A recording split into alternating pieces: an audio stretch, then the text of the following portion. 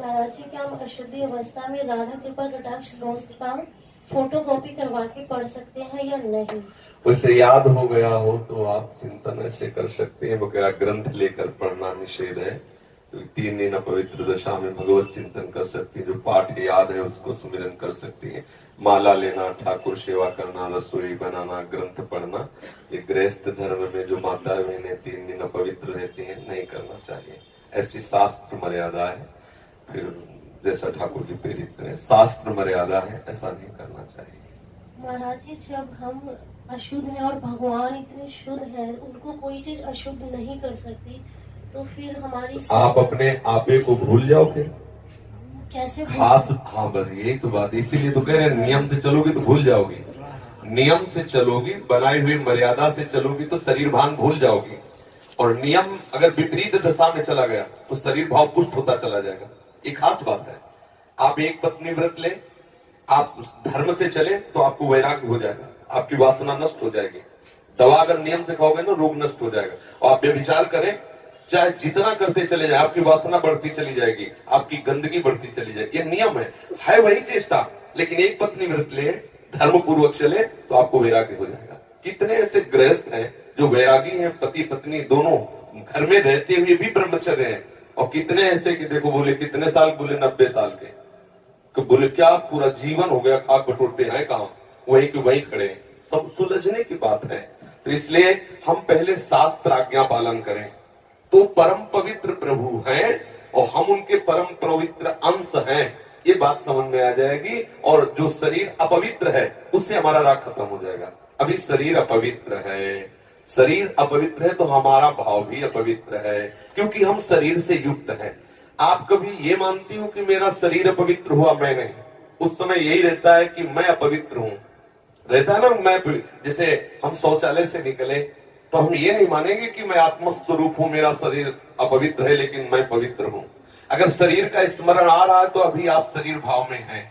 और जिन महापुरुषों का छूट गए पड़े रहते हैं अवधूत स्थिति में, भगवान उनके साथ खेलते रहते हैं। उस स्थिति तक पहुंचने के लिए हमें तर्क छोड़कर शास्त्र आज्ञा पालन करना पड़ेगा। शास्त्र की कृपा से, गुरु आज्ञा की कृपा से वो स्थिति आ जाती है। जब शरीर भाव से ऊपर उठ गए फिर क्या है, फिर तो कोई परेशानी नहीं। चाहे लघु शंका की पड़े हो, चाहे शौच के पड़े हो, शरीर अपवित्र है लेकिन वो परम पवित्र प्रभु में रमण कर रहा है। अभी हमारी दशा ऐसी नहीं है। हमारा शरीर हमें मैं करके दिखाई दे रहा है, नहीं दिखाई दे रहा। शरीर की भूख मेरी भूख, शरीर की मांग मेरी मांग, शरीर का कष्ट मेरा कष्ट आ रहा है ना। बस इस राग से छूटने के लिए शरीर को सिद्धांत में बांध दो।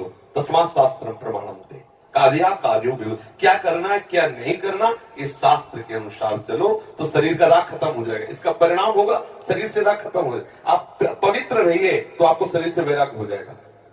ये खास बात है। शास्त्र की आज्ञा पालन कीजिए तो आपको शरीर संसार से वैराग्य हो जाएगा। और शास्त्र के विरुद्ध चलिए तो आप रागी हो जाएंगे, आप आसक्त हो जाएंगे, ये आपको दंड होगा। शरीर संसार की आसक्ति वही तो आपको जलाती, वही तो आपको जन्म मृत्यु के चक्र में फंसाती है। समझ गए बच्चा? जब हम भगवान के लिए प्रसाद नहीं बना सकते, उनको भोग नहीं पवा सकते बच्चा, इसीलिए इस शरीर से घृणा करनी है। धिक्कार है ऐसे शरीर को जो प्रिया प्रीतम से बिलक करता है, तभी तो शरीर से राग खत्म होगा। ये अपवित्र शरीर जो हमें प्रभु की सेवा से छुटवा दे, ऐसे शरीर से क्या राग करना। धीरे धीरे शरीर के प्रति हे भाव हो जाए। जन्म मृत्यु जरा व्याधि दुख दोषानुदर्शनम, भगवान ने गीता जी में कहा। शरीर के प्रति हे भाव होने लगता है, क्या मलमूत्र का भांड है, छोड़ो इससे राग। धीरे धीरे धीरे वो अपने स्वरूप में स्थित हो जाए। अभी इतना ममत्व है शरीर में, कोई ऐसे छू ले तो एकदम ऐसा नहीं होता। तुमने हमें ऐसा कितना अपना मय पद है। अगर हम ठीक सिद्धांत से चलेंगे तो हम बहुत जल्दी लाभ प्राप्त कर लेंगे। जहां हमारी स्थिति है हम बात उसी स्थिति की करें तो हम बहुत जल्दी आगे बढ़ जाए। होता क्या, हम लोग बात करते हैं छत की, अभी बिल्कुल 100 हाथ गड्ढे में खड़े हैं। बात ये है, शरीर से हमारा संबंध बहुत घनिष्ठ हो चुका है। इतना हो चुका है कि शरीर से हम संबंध किए, ये शब्द भी गलत है। मैं ही शरीर हूं ऐसा है। आप देख लो, कभी दर्पण में तिलक लगाते समय सोचा कि शरीर के मस्तक पर तिलक रचना कर रहे हैं? नहीं। मेरा तिलक कैसा है, यही तो आएगा ना। मेरा रूप कैसा है, मैं ठीक लग रही हूं, लग रहा हूं, ऐसी बातें आएंगी नहीं आएंगी। तो इसका मतलब शरीर राग है। शरीर राग हटाने के लिए शास्त्रीय सिद्धांत स्वीकार करना होगा। जिस समय माता बहनें अपवित्र होती हैं, उस समय वो जो भी भोग बनाती है, वो शास्त्र के अनुसार कह रहा हूं कि जो ब्रह्म हत्या देवराज इंद्र को लगी थी, उसी के 4 विभाग किए गए थे। पहला विभाग स्त्री को दिया गया था और उसके साथ वरदान भी दिया गया था कि उसी अवस्था के अंतर्गत वो जब सृजन क्रिया में जाएगी तो संतानोत्पत्ति की सामर्थ्य उसको प्राप्त हो जाएगी। पृथ्वी ऊषर भूमि, जो ऊषर भूमि है, ये वो ब्रह्म हत्या का एक भाग, उसको वरदान दिया गया था, चाहे जितना गड्ढा खोद दिया जाए अपने आप भर जाएगा समय पे।